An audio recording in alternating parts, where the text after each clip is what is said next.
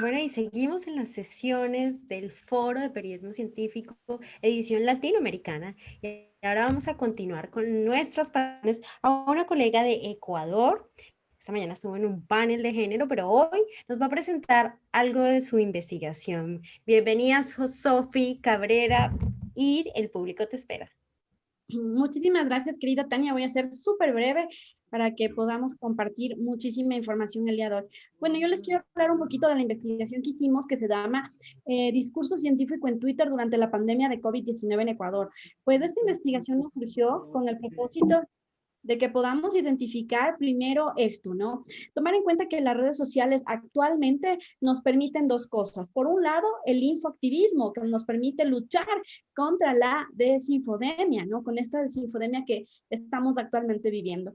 Entonces, yo creo que eso primero hay que posicionar y que hay que tomar en cuenta de que también nosotros hemos pasado de una opinión pública a la opinión del público, o sea, de quién mismo es la opinión pública, ¿no? Y entender que pasamos de un modelo que es muy monomediático, ¿no es cierto? En este caso, lo que eran los medios masivos, ¿ya? A un medio multimediático, en donde estamos actualmente todos como nos encontramos ahora, ¿no? Después de eso, nosotros, quiero comentarles que nosotros desde CUNA, que es la comunidad de divulgadores del conocimiento científico y ambiental de Ecuador, organizamos una encuesta que fue realizada en los primeros días de la pandemia en Ecuador y en donde queríamos identificar qué pasaba con las personas, qué cantidad de información estaban recibiendo, qué medios eran los que estaban utilizando. Y si ustedes pueden ver en estos datos, pues es súper interesante ver cómo las personas primero se posicionaban con la prensa digital, con la televisión nacional y luego también acá con las redes sociales, con las tres más importantes que tenemos a nivel país, ¿no? Esta encuesta que está disponible en cunecuador.org, ustedes pueden revisar los datos y a partir de esta información nosotros pudimos identificar primero que las personas durante los primeros días de la pandemia estaban muy concentradas en saber qué es lo que estaba pasando en el país, cómo se presentaban las fuentes oficiales, qué es la información que se transmitía y en relación a todo eso, pues vemos que todavía había, dentro de la incertidumbre que estamos viviendo, había muchas inquietudes sobre lo que estaba sucediendo.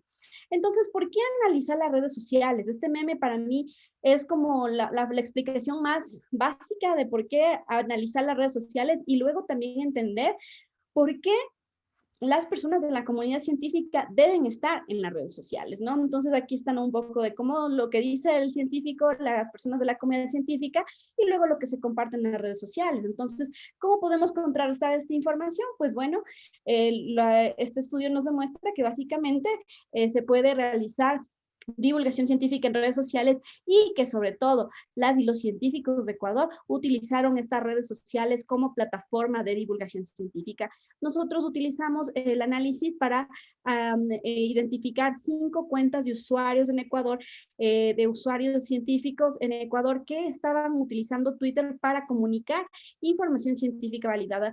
Las cuentas que ustedes ven aquí son de 5 científicos y científicas del país: Esteban Ortiz, Linda Guamán, Santiago Ron, Damaris Intriago y Claudia Segovia. Los 5 tuvieron una actividad muy fuerte durante el primer mes de la pandemia en Ecuador, que en nuestro caso es abril, que fue el mes más complejo de la pandemia por incluso los fuertes casos que sucedieron en la ciudad, en nuestra ciudad costera, que es Guayaquil, nuestra segunda ciudad más grande, ¿no? Entonces, lo que identificamos fue de varias cuentas de Twitter de algunas personas a nivel latinoamericano, pues lo que identificamos básicamente en este caso a nivel país era quiénes eran las personas que estaban más hablando de la pandemia en estos espacios, qué es lo que estaban diciendo y qué era, y sobre todo cuántos tweets estaban publicando por día, ¿no? Entonces hicimos en primera instancia un análisis de discurso. Este análisis de discurso lo hicimos con el tweet más destacado de estas 5 personas, sí, que son Esteban Ortiz, trabaja en temas de salud pública, Linda Guamán, microbiología, Santiago Ron empezó a hacer un análisis de las curvas, Claudia Segovia trabajaba el tema de mujeres en la ciencia, y Damaris Intriago el tema de biología molecular. Entonces identificamos cuál fue el tuit de mayor alcance del mes de abril de estos científicos e hicimos un análisis de discurso utilizando el modelo de los déiticos, ¿no? Que nos permite en este caso identificar qué es lo que se estaba utilizando como pronombre para generar cercanía, cuál era el ejemplo, ¿no es cierto?, del déitico y cuál era el sentido que se lo daba, ¿no? Por ejemplo, aquí en el caso de Linda Guamán, ella hacía relación a repostear un artículo del New York Times sobre si es que el coronavirus está en la ropa, si es que debo bañarme cuando llego al supermercado, que si nos damos cuenta son cosas que al principio de la pandemia pues eran las que generaban más dudas, ¿no? Por ejemplo, acá tenemos el caso de Esteban Ortiz, que por ejemplo él hablaba y decía, hacía mucho énfasis sobre todo en que no tiene nada que ver con el gobierno, que su posición era ante todo una posición crítica para las fuentes oficiales, ¿no? Lo que estamos identificando y lo que pudimos analizar durante este análisis de discurso y el análisis general de estos procedimientos para identificar en Twitter la divulgación científica y cómo se contaba el discurso científico, pues es básicamente que las científicas y los científicos podían ir por dos líneas. Por un lado, hablar de opinión o por otro lado, generar información, ¿no? Entonces, por ejemplo, aquí tenemos los tweets de los otros tres científicos, ¿no? Por ejemplo, acá están Santiago Ron, que siempre Santiago Ron estaba preocupado del tema de las curvas y él empezó a hacer un análisis con su centro de investigación en una universidad de Quito, en una universidad privada, para poder hacer una correlación a las cifras oficiales que se presentaban, ¿no? Por acá, por ejemplo, Claudia Segovia siempre presentando el hecho de que por qué las mujeres tienen que estar en estos procesos de respuesta de COVID, por qué deben identificarse y visibilizarse más mujeres. Y por otro lado, por ejemplo, tenemos a Damaris Intriago, que en cambio ironizaba ante las posturas que presentaba en este caso el ministro de Salud en Ecuador. La cuestión fundamental de estos 5 tweets identificados en abril, que es el mes más complejo de la pandemia en Ecuador, pues básicamente identifica este engagement que estos científicos lograron en los seguidores, que les empezaron a seguir en estos espacios, ¿no es cierto?, para compartir esta información.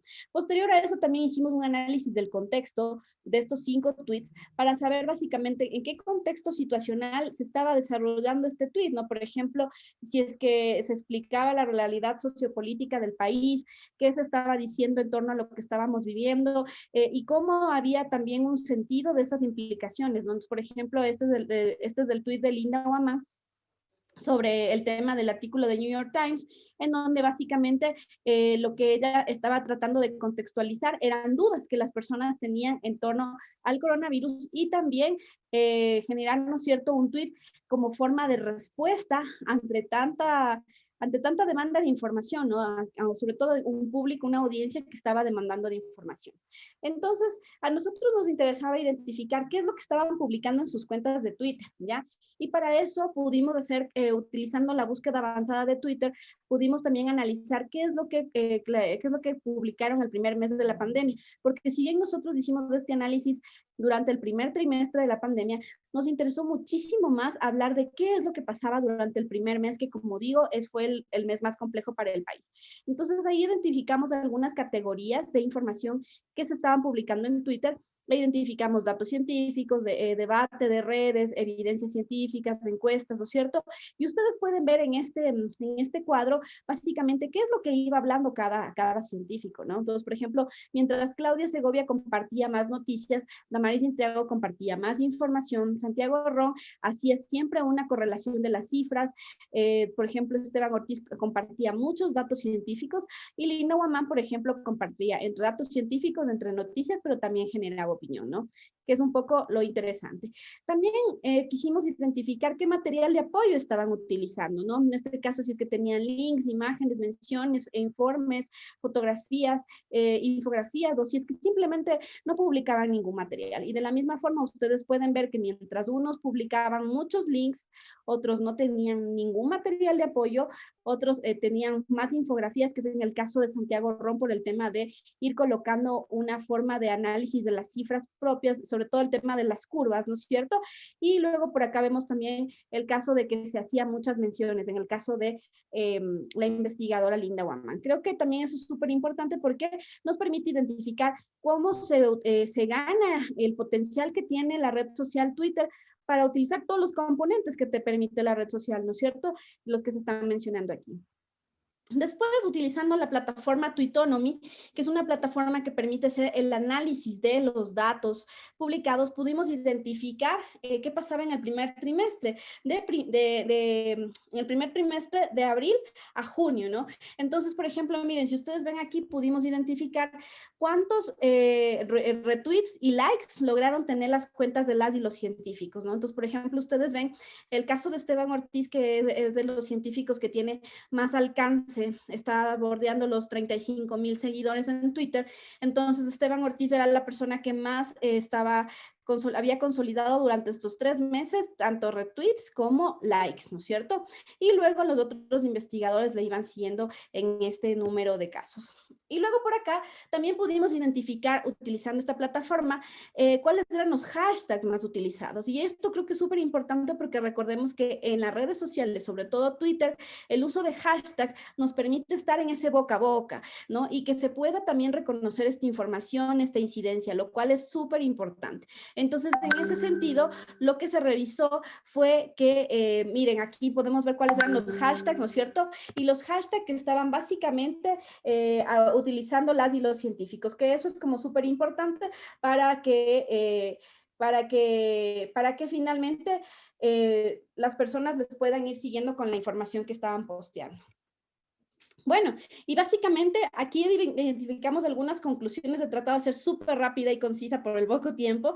Entonces, por ejemplo, identificamos que primero, las y los científicos generaron engagement, ¿no? Este engagement, este concepto que está muy relacionado con el afianzamiento de las comunidades a las que nos vamos dirigiendo, con las audiencias, y que recordemos que las redes sociales tienen ese potencial. Justo en la mañana yo hablaba de la necesidad de no banalizar las redes, sino más bien encontrar en las redes sociales unos aliados estratégicos que, si bien, claro, en este caso Twitter tiene un performance específico para informar, para compartir opinión y también, claro, obviamente para agredir, ¿no es cierto? Tiene como su propio escenario y que es evidentemente una red política, pues en este caso la investigación ha demostrado que sí se puede hablar de ciencia en Twitter, que en este caso se genera esta consolidación de las audiencias de las diferentes comunidades por parte de los usuarios que en este caso estamos analizando.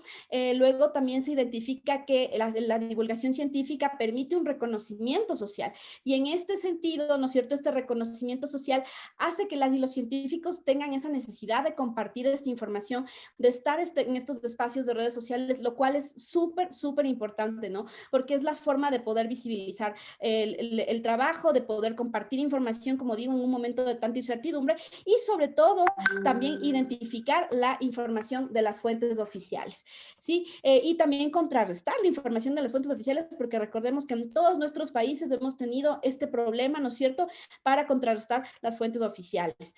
Luego también identificamos que puede haber estas dos tendencias, ¿no? Es como estamos de ahí en la cuerda floja, en un nivel de malabarismo, o puedes ir de una forma equilibrada por la red, ¿no es cierto?, compartiendo información y opinión al mismo tiempo, porque es una red que te permite ambas cosas, o simplemente te puedes caer porque compartiste mucha opinión y quizás no un contenido de calidad, que es lo que buscan las audiencias que te están siguiendo, ¿no? Y finalmente, pues se identificó un lenguaje divulgativo. Creo que estos son como lo más importante que identificamos en la red. Pues bueno, ustedes pueden buscar la investigación, está disponible en la revista Per Debate de la Universidad San Francisco de Quito.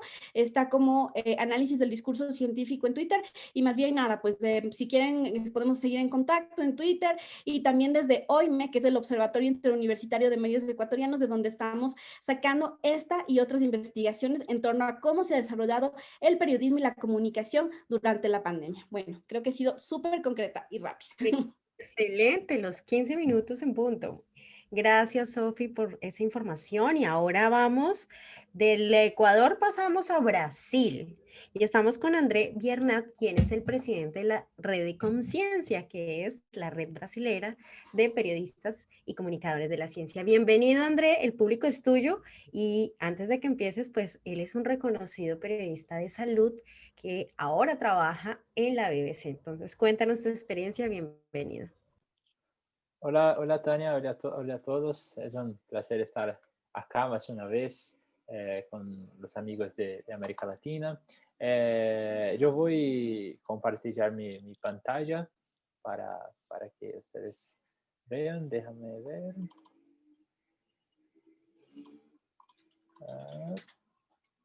Un momentito.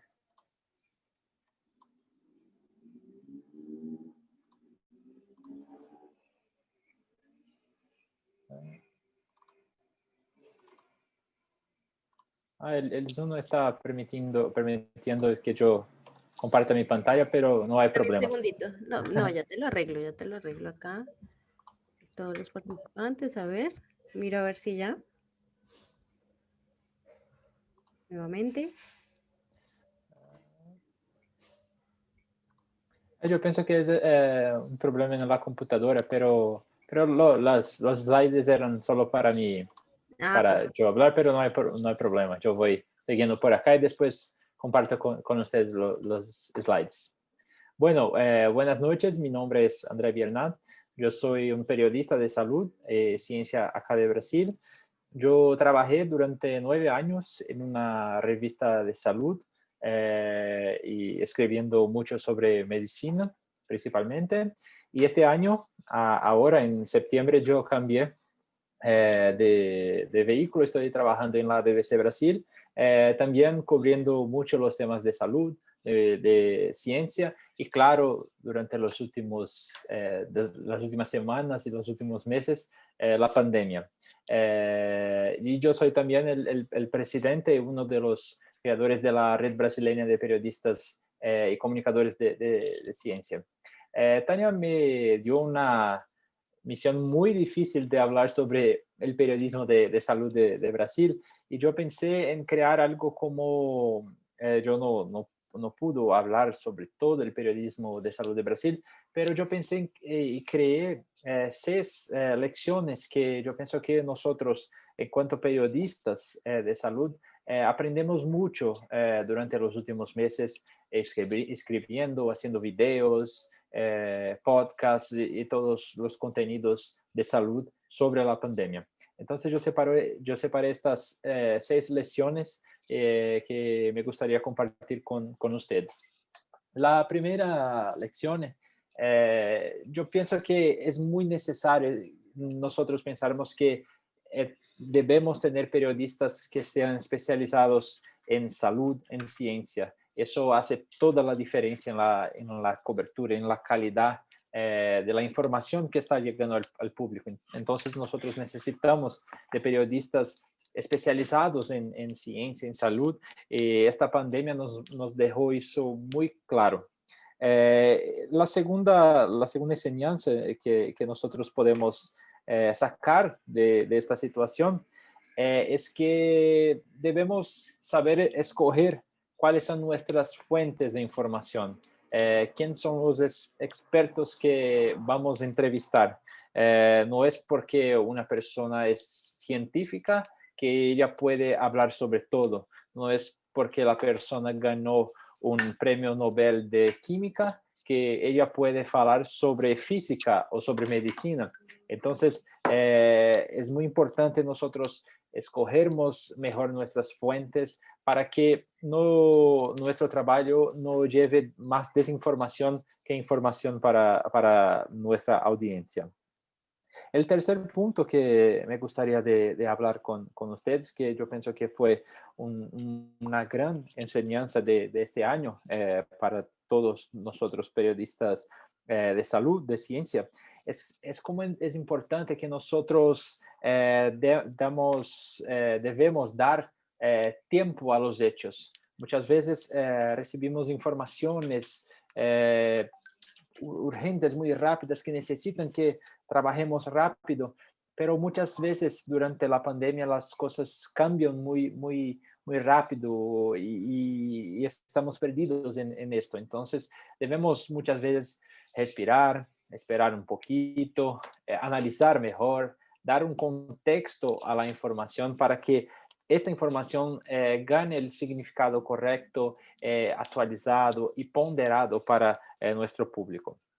El cuarto punto que me gustaría de hablar con ustedes es una que yo considero una de las mayores dificultades que nosotros tenemos en cuanto a periodistas, que es comunicar incertidumbres. Las personas durante la vida y aún más durante la pandemia quieren certezas, quieren cosas para tener por cerca y saber que están ciertas. Pero durante la pandemia nosotros vimos cómo no sabíamos nadie y cómo el conocimiento fue evolucionando con el pasar de las semanas, de los meses.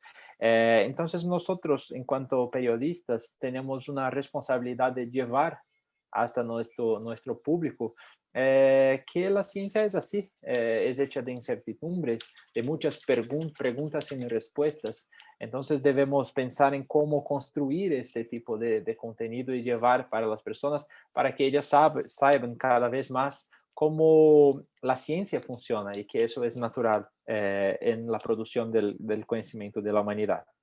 El quinto punto, que es una cosa que está muy fuerte durante esta pandemia, que todos nosotros tenemos que poner en nuestro trabajo, es la importancia de siempre pensarmos en las realidades locales. Muchas veces recibimos informaciones que vienen de Europa, de Estados Unidos, y la cuestión allá es totalmente diferente de la cuestión que nosotros vivimos en Latinoamérica.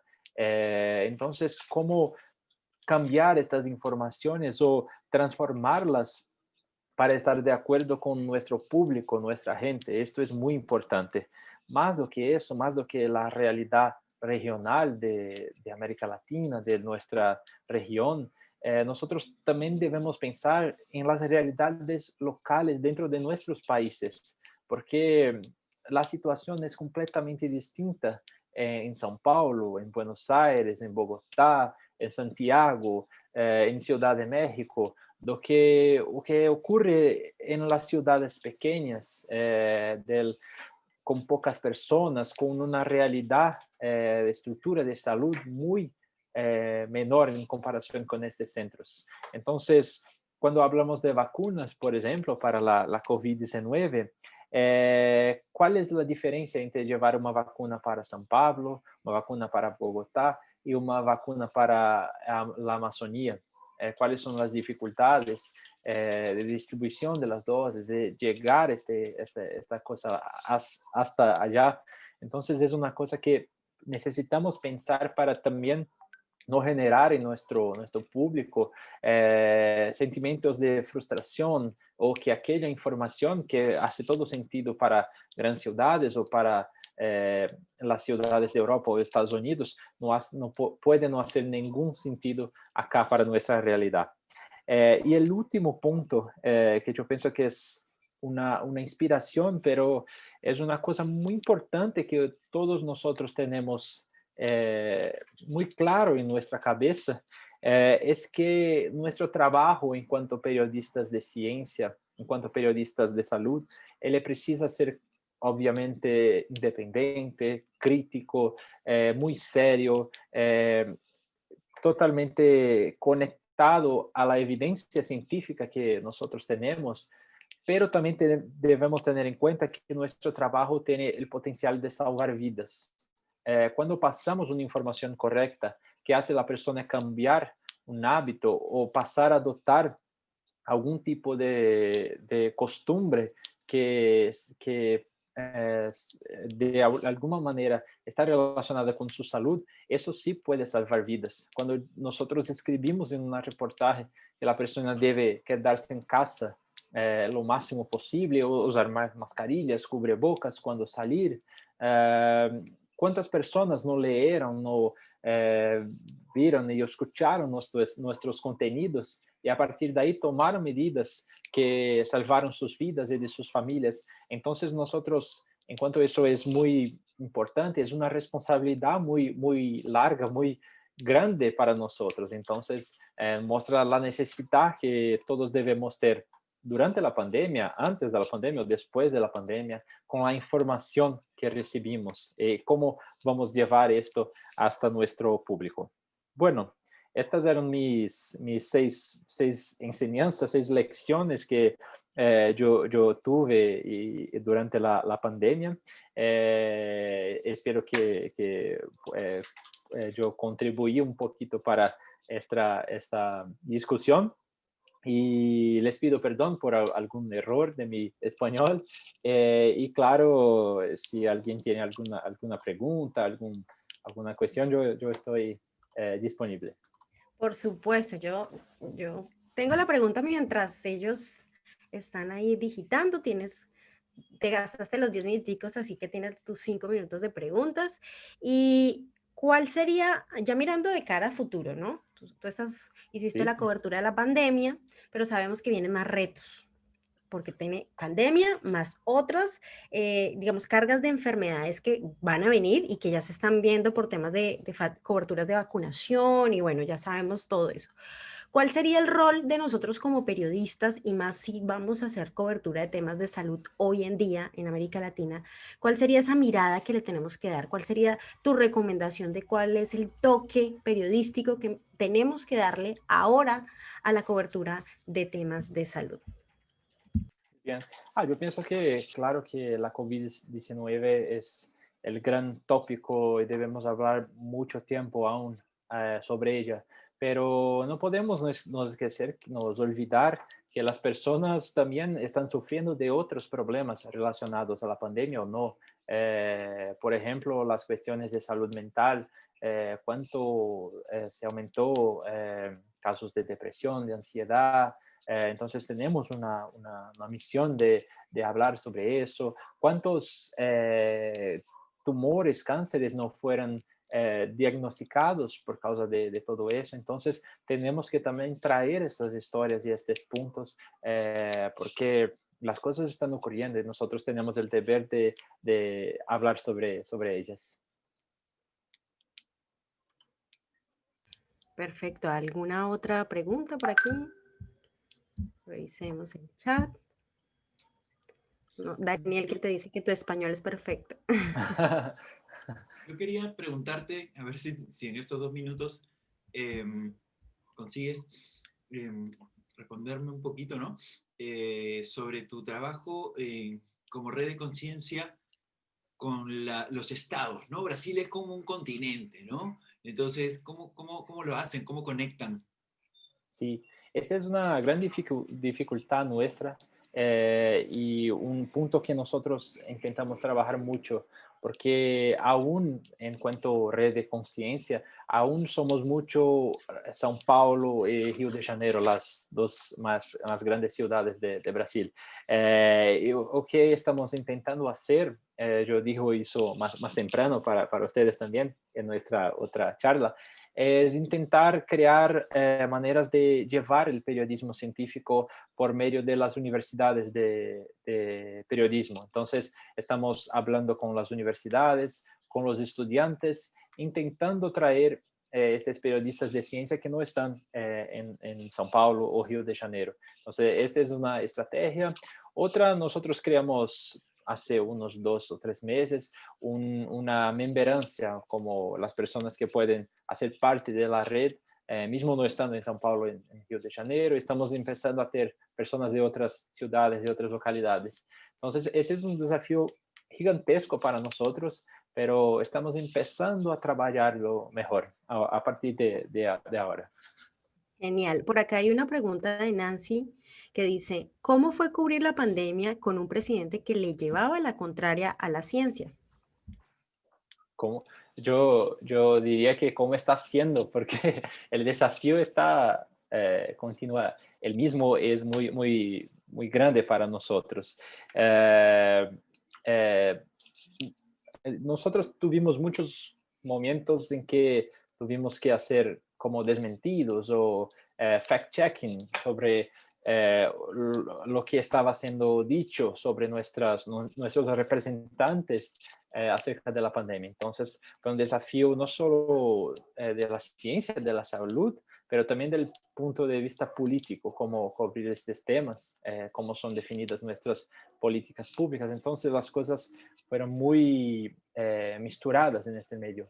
Pero la nuestra, como periodistas científicos, nuestro guía tiene que ser siempre la evidencia científica. Entonces, trabajamos siempre a partir de eso. Entonces, fue un desafío, está siendo un desafío muy grande, pero yo pienso que es un aprendizado, una enseñanza que sacamos de todo eso también.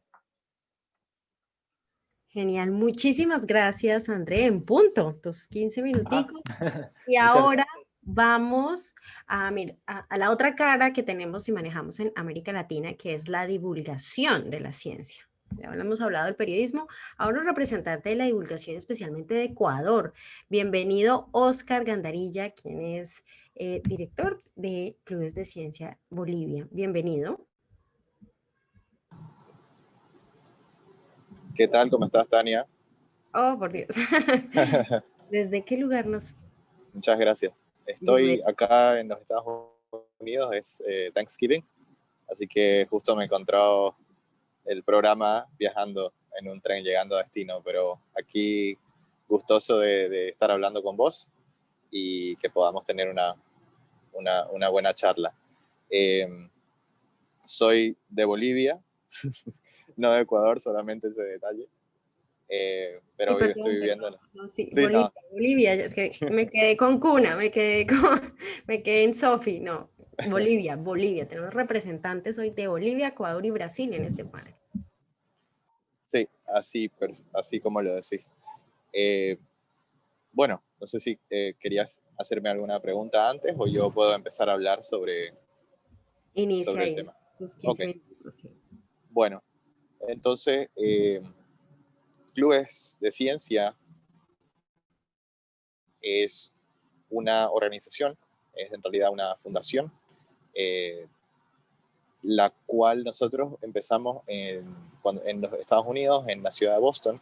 Éramos algunos estudiantes de la Universidad de Harvard en su mayoría, algunos de MIT, y empezamos como pensando de que muchos de los hermanos latinoamericanos no tenían las oportunidades que estábamos teniendo nosotros para poder estar estudiando en estas universidades. Entonces quisimos hacer llegar todo lo que era conocimiento en ciencia y tecnología hacia ellos, y entonces organizamos lo que se llamaban los clubes de ciencia. Empezamos con México, Bolivia y Colombia, los tres países. Muchos más países, estamos en Perú, en Paraguay, en Brasil, y básicamente es eso, es compartir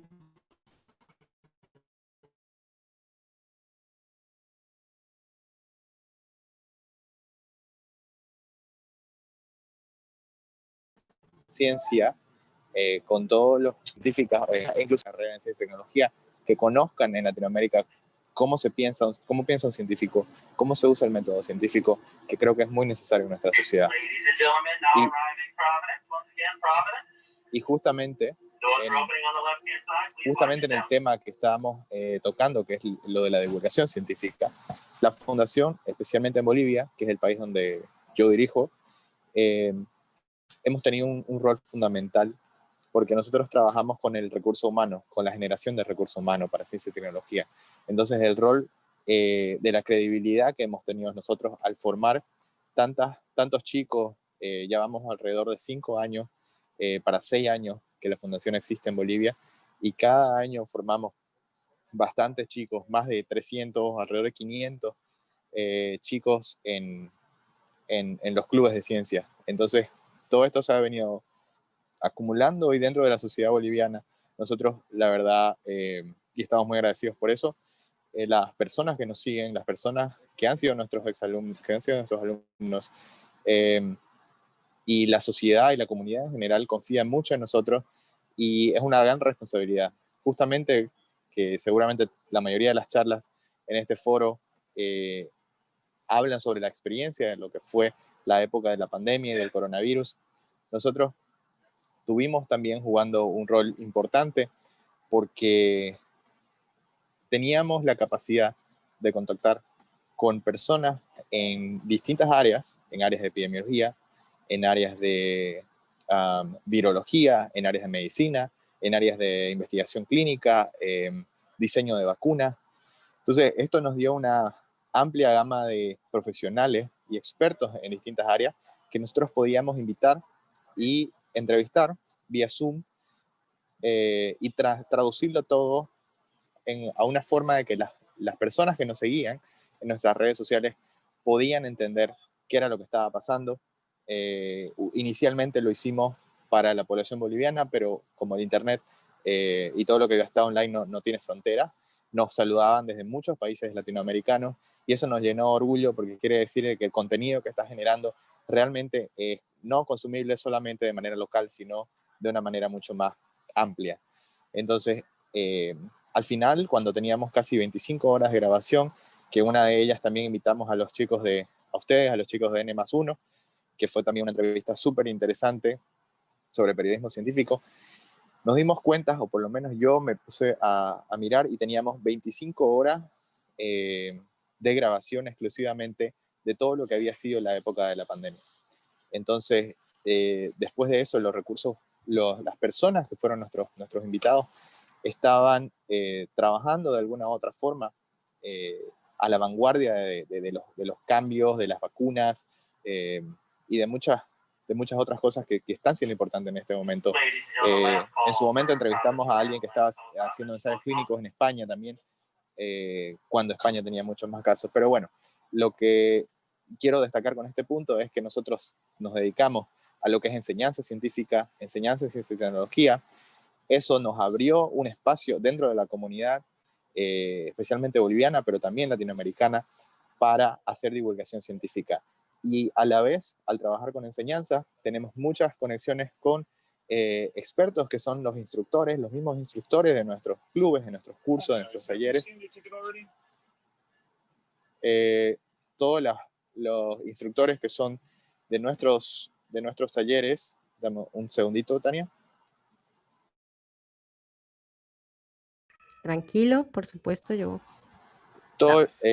Muchos de los instructores que eran de nuestros talleres también nos apoyan, no solamente en estos videos que les estaba diciendo, sino construimos una red colaborativa en las cuales para diseñar, por ejemplo, infografías, para diseñar comunicaciones en distintas áreas, nosotros podemos tener acceso a ellos. Entonces, no solamente es importante la tarea que nosotros hacemos enseñando ciencia, no solamente es importante la tarea que nosotros hacemos dentro de nuestras redes, dentro de nuestra página de Facebook o los videos al vivo que nosotros hacemos, sino también la capacidad que nosotros tenemos de hablar con estas personas, con estos expertos, con estas personas y con estos expertos de una manera muy fluida. Entonces creo que estoy muy conforme por lo que la Fundación Clubes de Ciencia Bolivia y en general por todos los otros países también que nos unimos en lo que se llama Science Club International, en que hasta ahora hemos logrado el impacto que nosotros deseamos dentro de la educación y que ahora tenemos la gran responsabilidad que nos las hizo ver mucho más el tema de la pandemia de hacer la divulgación en ciencia. Entonces, yo quedo abierto a las preguntas. Si tienen ahí algunas preguntas, puedo responder lo que son los clubes de ciencia, lo que han sido los clubes de ciencia para Latinoamérica en estos últimos 5 años y cuáles son las responsabilidades nuestras en cuanto a divulgación y en cuanto al futuro y cómo vamos a seguir.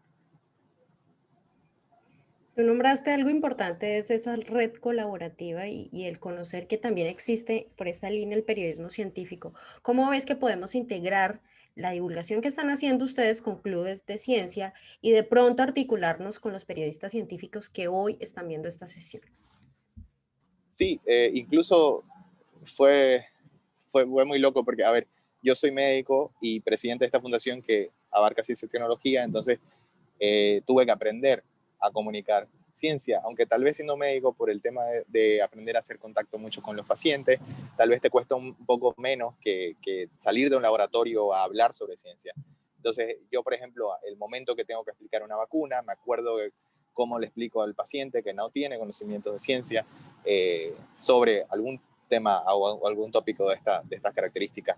Pero de todos modos, para aumentar la calidad de tu divulgación en cuanto a muchos temas de ciencia y tecnología que tal vez no manejas, yo creo que los científicos deben entrenarse en habilidades que ustedes tienen y también podemos hacer lo que se llama estos partnerships con periodistas científicos que formen parte de los equipos de divulgación de este tipo de organizaciones. Por ejemplo, en los Estados Unidos, los canales de televisión tienen corresponsales que son dedicados especialmente a la ciencia y la tecnología, que son, como por ejemplo, vos tenés un masterado, hay muchos que tienen un doctorado o otros que son médicos, pero que tienen conocimientos técnicos en lo que se refiere a divulgación de la ciencia. Entonces, muchos de los canales de televisión en Estados Unidos tienen personas a las que pueden ir y pueden preguntar o pueden explicar eso a todos los televidentes. Entonces, creo que igual fundaciones como clubes de ciencia o revistas o como N+1 o todas estas organizaciones que hacen la divulgación deberían tener o deberían aprovechar, digo, no digo deberían tener porque no, pero sí deberían aprovechar de este equipo multidisciplinario. Y claramente que los periodistas científicos son absolutamente necesarios para diseñar todas estas estrategias y técnicas que nos permiten llegar a la gente. Wilber, escribe tu pregunta, por favor. Hay una pregunta por ahí para... Hola, hola, ¿me escuchas? Sí. Hola, buenas tardes para todos. Buenas tardes, Omar. Gracias por estar con nosotros y qué interesante todo lo que has mencionado de lo que están haciendo allá en Bolivia. Una pregunta muy puntual. ¿Cómo están articulando, si es que lo están haciendo o a lo mejor no lo escuché, esta tarea de divulgación, pero a nivel de educación superior con las universidades? Te pregunto esto porque es donde se supone que está el conocimiento, digamos, más accesible, pero me ha pasado, al menos en mi país, que dentro de la misma comunidad universitaria no existe a lo mejor conocimiento de lo que está haciendo tal o cual facultad y por lo tanto la comunidad universitaria es la primera que desconoce este tipo de divulgación o de lo que se está haciendo. Muy buena tu pregunta. Básicamente cuando nosotros empezamos nos fue muy difícil que nos entiendan qué era lo que queríamos hacer realmente, porque como realmente enseñar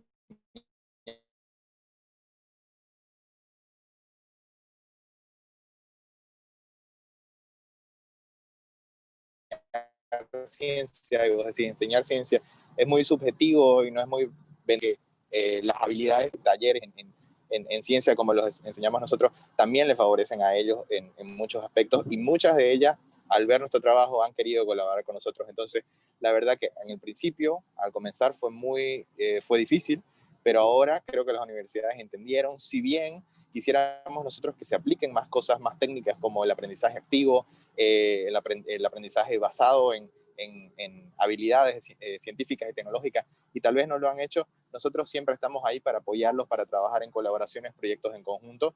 Inclusive tenemos dentro de la fundación un área que se dedica a proyectos especiales, en las cuales siempre tratamos de meter dentro de estos esquemas a representantes de las universidades de Bolivia.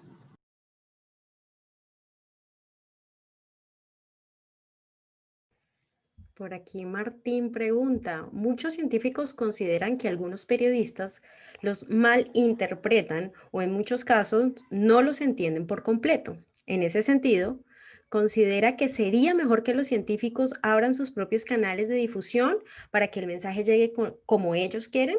Tú eres científico, entonces cuéntanos.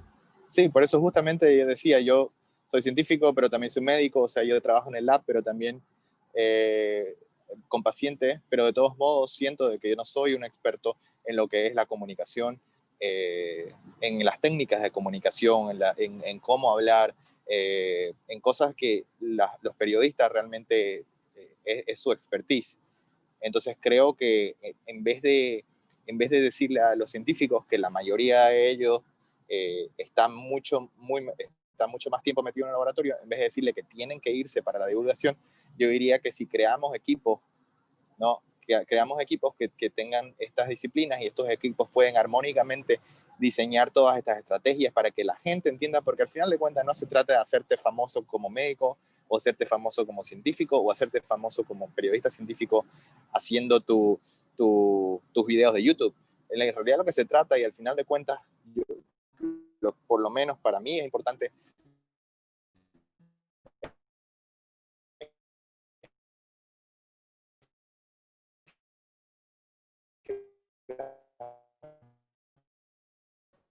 personas entiendan el trabajo científico, entiendan energía y todos los beneficios de eso son, tenés más personas que quieran dedicarse a este tipo de carreras y tenés que la población en general pueda entender ciencia, pueda entender el método científico. Tenemos poblaciones más educadas cada vez, especialmente en Latinoamérica, que necesitamos mucho de eso.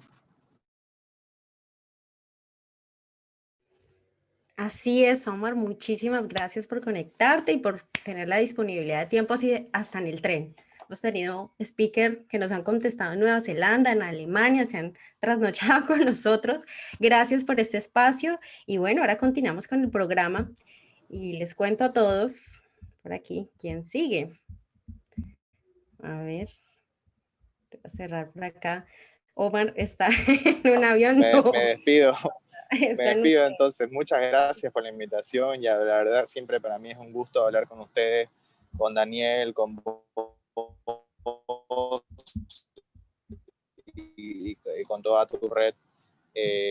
Y es la primera vez que soy en Club de Ciencia a este evento, así que encantado y yo muy feliz de contactarles.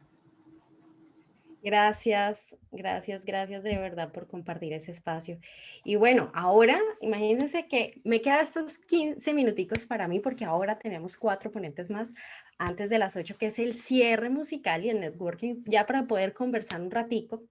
Y bueno, me tocó esta parte y antes de iniciar, quiero comentarles un poquito de mi historia en el por qué llegué al periodismo científico y lo que hacía antes. Entonces, el por qué hoy también estoy trabajando varios temas de comunicación del riesgo y el por qué valoro tanto a los periodistas que hacen ciencia y por supuesto, y todas las gamas salud, ambiente y demás. En el principio, por decirlo así, rápidamente, acá les voy a compartir una frase que cuando estaba pequeña, más pequeñita, la vi y fue algo que me ayudó y me determinó muchas cosas. Bueno, vamos a por acá compartir la pantalla y es, nada en la vida debe ser temido, sino comprendido.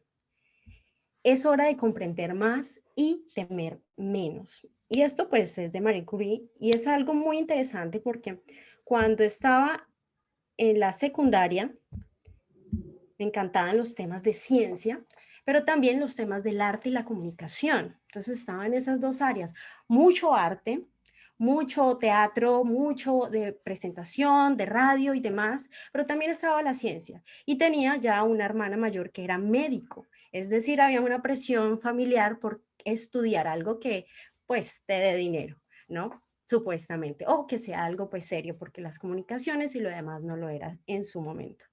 Es por esto que en la parte científica, pues cuando uno conoce algo de ciencia, te dicen, o lo aprendí, que la epidemiología era la base de absolutamente todas las investigaciones científicas y es por eso pues que me llevó el camino y la vida allí. Y con esto es cuando ingreso a ejército, fuerzas militares, a poder tener la oportunidad de trabajar en sanidad militar. Un reto muy grande para una persona recién graduada de epidemiología y que realmente era una niña, digámoslo así.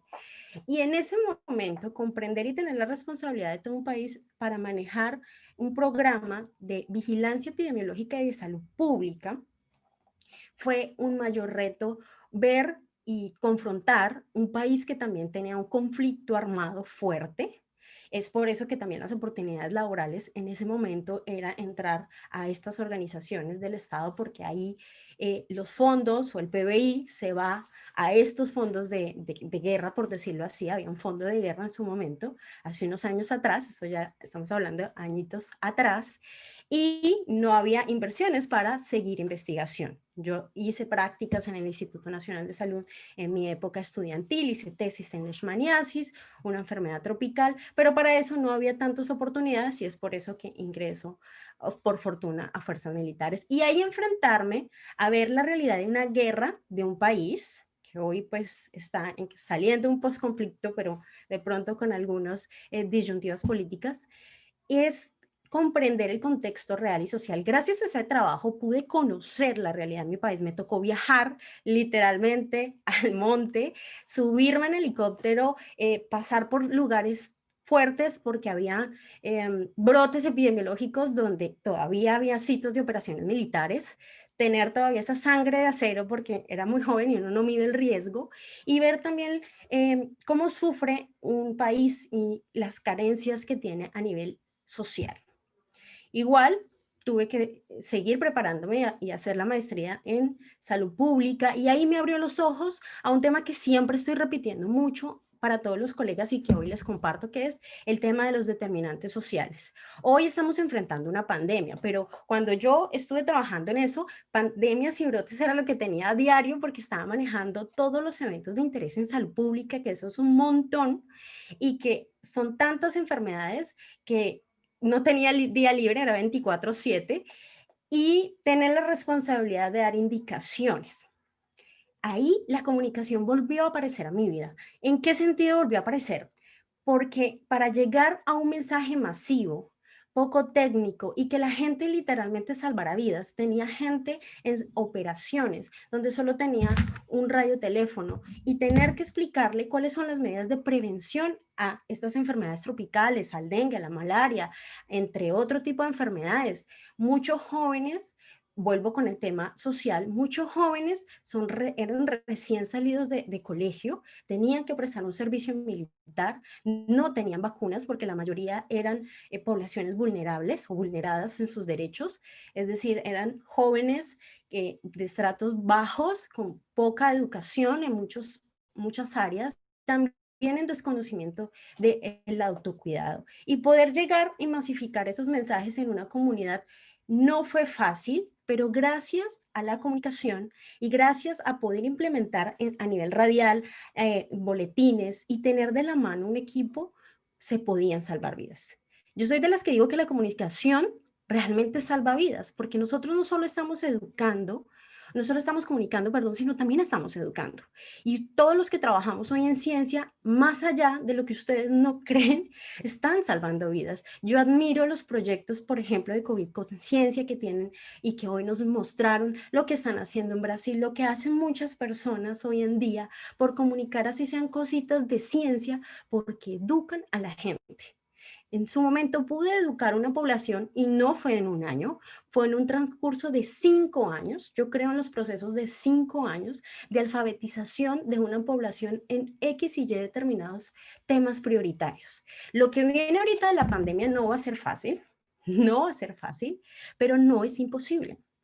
Dado esto, que pude ver ese impacto es cuando decido retirarme, ser un poquito libre y poder, porque en ese momento era funcionaria pública y no podía salir ni siquiera del país sin pedirle permiso al presidente, pero después de poder retirarme, me dedico a estudiar temas de comunicación y me dedico de lleno con diplomados a estudiar periodismo, a estudiar todo el tema de comunicación, marketing y demás.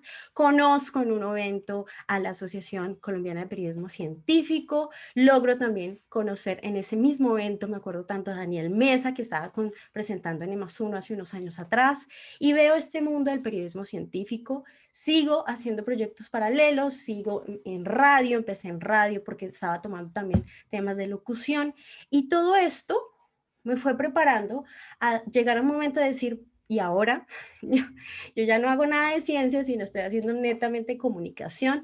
Hasta tuve la oportunidad de hacer cobertura de eventos artísticos y de cine, parándole un poquito, diríamos, y trabajé netamente en temas de periodismo y fue muy bonito y muy interesante aprender que a veces tenemos muchos fights, iba a decir, muchas peleas de quién es el que sabe más.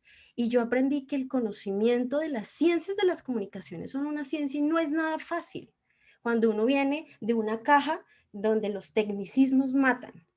Ustedes o nosotros, porque yo ya estoy ahí siguiendo y sigo aprendiendo cada día y ustedes, y me encanta poder compartir estos espacios, es que a través de el periodismo científico, que es analítico, crítico y que da un pensamiento de soluciones, se puede cambiar nuestro país.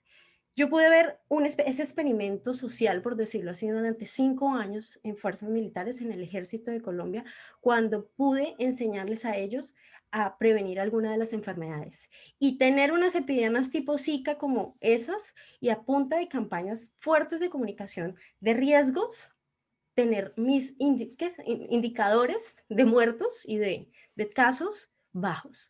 Hoy que estoy acá, y aprendiendo el periodismo científico y aprendiendo de salud y aprendiendo de diferentes temas que hoy ustedes están presentando, me doy cuenta del poder que tienen todos ustedes ahí en las manos.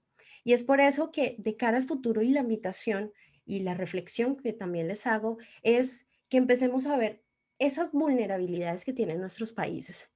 Yo no quiero ver a mi país otra vez en temas de conflicto, en guerra. Puede pasar, no lo sabemos. En los países actualmente hay mucha volatilidad, no hay estabilidad. Y más allá de decir que nuestro gremio está difícil, todos los gremios lo están y nos necesitan. Hoy nos necesitan más que nunca. Estos eventos es para que ustedes despierten que somos parte de esta comunidad, pero tenemos un poder tan grande al tener la oportunidad de estar en medios de comunicación, porque el que nos lee, el que nos ve, el que nos oye, realmente conecta. La comunicación de riesgo, que es algo que yo he estado como trabajando mucho en eso, es decirles que en esas historias, ir un poquito más allá, que ya muchos de ustedes ya lo hacen, por supuesto, pero tener esa conciencia del que lee no solo va a tener la información aquí de ciencia, sino también va a crear una emoción, una conexión emocional, porque a la final somos personas, somos sentimientos, eso es lo que somos. Hoy me duele muchas veces estar lejos de la familia en una pandemia, pero estos eventos dan fuerza y energía para lo que sigue. Lo que sigue es que todos sigamos trabajando unidos, sigamos trabajando en red y por supuesto siendo parte de la solución de todos los desafíos que vienen de aquí al futuro. Esta es una tarea grande que les quiero compartir y les quiero dejar, que sigamos unidos, que sigamos trabajando, que ustedes piensen también que hay algo que se llama riesgos y percepciones y que eso en sus historias va a quedar, que tratemos de hablar de periodismo de soluciones y sigamos conectándonos en red. Muchísimas gracias por este espacio y ahora vamos a seguir en la siguiente sala con los últimos 4 panelistas, quienes nos van a traer desde Nicaragua, desde Brasil también y Bogotá, pero con corresponsal de Estados Unidos del New York Times, algunos consejitos y demás. Muchísimas gracias y vamos para la otra sala.